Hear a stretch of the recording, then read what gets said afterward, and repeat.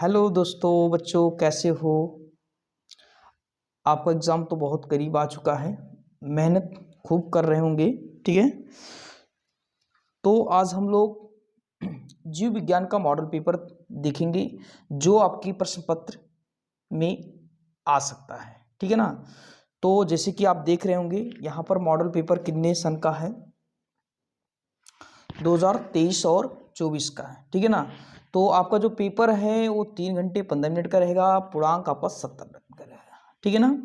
तो इस तरह से आपके पेपर में क्वेश्चन आ सकते हैं, जैसे कि आप देख रहे हैं पेपर। ठीक है ना। तो इसी टाइप का ही पेपर में आ सकता है। तो इसमें से क्वेश्चन जो भी हैं इम्पॉर्टेंट हैं। ठीक है ना। तो इन क्वेश्चनों को आप तैयार कर लीजिएगा, विद्या हो या किताब आपके पास होगा, सब में होगा इसका आंसर। तो इस तरह से आप इसको तैयार कर लीजिएगा। ठीक है ना। तो इस तरह से मैं एक एक क्वेश्चन के बारे में बता रहा हूँ और दिखा रहा हूँ। ठीक है ना। वैसे तो मैं बायोलॉजी नहीं पढ़ाता हूँ, लेकिन मैं बायोलॉजी का पेपर आपको समझा सकता हूँ। और इस तरह से पेपर देखने के लिए आप हमारे चैनल को सब्सक्राइब करके बेल आइकन को दबा लें, जिससे कि कोई भी हम वीडियो अपलोड करेंगे तो आप तक वीडियो पहुंच पाएगा। ठीक है ना। तो चलिए मैं आपको दिखाता हूँ। ठीक है ना। जैसे कि यहाँ का देखिए, पहला आपका है सही विकल्प चुनकर अपनी उत्तर पुस्तिका में लिखिए। ठीक है ना। तो 4 ऑप्शन आपको दिया गया, 4 ऑप्शन में से कोई एक ऑप्शन सही है। ठीक है ना। तो इसके बारे में आप इसका आंसर खोज लीजिएगा। ठीक है, जितना ज़्यादा खोजेंगे उससे ज़्यादा आपको याद भी होता जाएगा। ठीक है ना। एक खोजेंगे तो 2 याद हो जाएगा। ठीक है, तो ऐसे करिए कि आप खोज करके इसका आंसर हमको बताइएगा। ठीक है ना। पहला देखिए, पहला इसमें का निम्नलिखित में से कौन सा भाग पुष्प नर जनन अंग का प्रतिनिधित्व करता है। तो इसमें से जो भी ऑप्शन सही है उसको कमेंट के माध्यम से मुझे बताएं कि इसका आंसर क्या हो सकता है। ठीक है ना। तो चलिए मैं अगला क्वेश्चन दिखा रहा हूँ। देखिए, मनुष्य में संतान का लिंग निर्धारण होता है किसके द्वारा होता है। ठीक है ना। ये भी ऑप्शन है, आपको 4 दिया गया है, तो 4 ऑप्शन में से एक ही केवल आपका सही है। ठीक है ना। तो इस तरह से आप पेपर को देखते हुए और कॉपी पेन निकाल करके उसको नोट कर लीजिए, क्योंकि ये सभी जितने भी क्वेश्चन हैं सब महत्वपूर्ण हैं। ठीक है ना, जो आपके पेपर में आ सकते हैं। ठीक है, यहाँ देखिए जेनेटिक इंजीनियरिंग का उपयोग होता कहाँ होता है, तो इसके बारे में आप पता लगा लीजिएगा। ठीक है, तो चलिए आगे ऐसे क्वेश्चन मैं दिखाता हूँ। अति लघु उत्तरीय प्रश्न, अति लघु उत्तरीय प्रश्न ये एक एक नंबर के आपके आते हैं। देखिए, क्लाइन फिल्टर एवं टर्नर सिंड्रोम में गुणसूत्रों की संख्या लिखिए, और नर जर्म कोशिकाएं किस विभाजन द्वारा शुक्राणुओं का निर्माण होता है। तो इस तरह से क्वेश्चन आते हैं, शुक्राणुओं का निर्माण होता है, और परागण मात्र कोशिका में गुणसूत्रों की संख्या क्या होगी। इस तरह से क्वेश्चन आपके आते हैं। ठीक है, ये सभी एक एक नंबर के आपके प्रश्न होते हैं। ठीक है,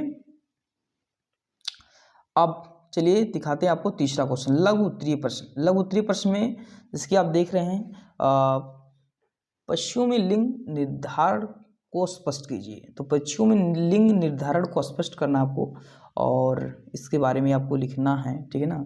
वाटसन तथा क्रिक द्वारा प्रस्तुत डीएनए के द्विकुंडलित मॉडल का स्वच्छ नामांकित चित्र बनाइए। ठीक है ना। तो इस तरह से क्वेश्चन आपके आ सकते हैं। तो इस तरह से क्वेश्चन को नोट करके उसको तैयार कर लें। बाकी और भी इम्पॉर्टेंट क्वेश्चन आपके विद्या और बुक में है, उसको भी तैयार करते रहिएगा। ठीक है ना। तो ये भी इम्पॉर्टेंट है, तो इसको भी आप तैयार कर लीजिएगा। ठीक है, तो चलिए अब लघु उत्तरीय प्रश्न, लघु उत्तरीय प्रश्न में से देखिए ये पहला जो क्वेश्चन है वो भी इम्पॉर्टेंट है, और दूसरा भी इम्पॉर्टेंट ही है। ठीक है, हमारे समाज में लड़कियां पैदा होने पर दोष केवल महिलाओं को दिया जाता है। बताइए कि ये क्यों सही नहीं है। तो इस पर भी आप चर्चा कर सकते हो, लिख सकते हो। ठीक है, अब देखिए ये इस तरह से क्वेश्चन आपके हैं। यहाँ डीएनए कुंडली की कौन सी विशेषता से वाटसन व क्रिक को डीएनए प्रतिकृति के सेमी कंजर्वेटिव रूप को कल्पित करने में सहयोग किया। तो इस तरह से भी इसके बारे में पढ़ लीजिएगा। ये ज़्यादा इंपॉर्टेंट नहीं है, लेकिन ये जो 5वां क्वेश्चन है बहुत इंपॉर्टेंट है। ठीक है, 5वां क्वेश्चन बहुत ही इंपॉर्टेंट है। ठीक है, इसके अलावा मैं आपको और भी क्वेश्चन बताऊंगा जो बहुत ही इंपॉर्टेंट रहेंगे। ठीक है, तो ये मॉडल पेपर था, इसलिए मैं मॉडल पेपर आपको दिखा रहा हूँ। इस तरह से क्वेश्चन बन सकते हैं आपके। ठीक है, ये जो देखिए यहाँ टिप्पणी लिखने के लिए आया हुआ है पीसीआर पर बहुत बार क्वेश्चन आ चुका है। ये इंपॉर्टेंट है, बहुत ही इंपॉर्टेंट है। पीसीआर क्या होता है, प्रतिबंध एंजाइम क्या होता है, और जैव प्रौद्योगिकी का कृषि क्षेत्र में क्या उपयोग है, बहुत ही इंपॉर्टेंट है। ये 6वीं का पूरा ही बहुत इंपॉर्टेंट है, जो पेपर में आपके आ सकता है। ठीक है ना, तो ऐसे ही वीडियो पाने के लिए चैनल को सब्सक्राइब करके बेल आइकन को बटन दबा दें। ठीक है ना, चलिए अब इस तरह से क्वेश्चन आपके आ सकते हैं। 6वां तो बहुत ही इंपॉर्टेंट सभी क्वेश्चन है, उसको तैयार कर लीजिएगा। 7वां ही बहुत ही important, very very important question जो आपके पेपर में आ सकता है। ठीक है ना, तो इसको जरूर याद कर लीजिएगा। उसमें अथवा करके जो दिया है वो दोनों तैयार कर लीजिएगा, क्योंकि हो सकता हो इसमें अथवा करके वो दूसरा क्वेश्चन उसमें दे दे। ठीक है ना, तो इस तरह से तैयार कर लीजिएगा तो बहुत ही अच्छा रहेगा। दोनों क्वेश्चन बहुत ही इंपॉर्टेंट है। फिर से मैं बता रहा हूँ, 7वां क्वेश्चन बहुत ही इंपॉर्टेंट है, 6वां भी बहुत इंपॉर्टेंट है। ठीक है, दोनों क्वेश्चन। 8वां भी बहुत ही इंपॉर्टेंट है, 8वां जो करके दिया है नीचे वो भी बहुत इंपॉर्टेंट है।